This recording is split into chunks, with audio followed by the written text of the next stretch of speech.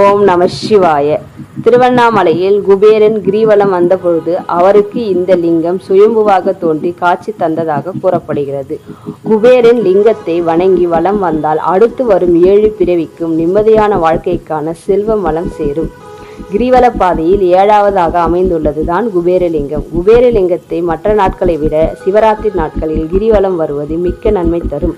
கார்த்திகை மாதம் சிவராத்திரி நாளன்று குபேரன் பூமிக்கு வந்து அருணாச்சலரை வணங்கி கிரிவலம் வருகிறார் என்று கூறப்படுகிறது. அதனால் அன்றைய தினத்தில் கிரிவலம் சென்று தரிசனம் செய்தால் செல்வ செழிப்புடன் வாழலாம் என்று பக்தர்களின் நம்பிக்கையாக உள்ளது.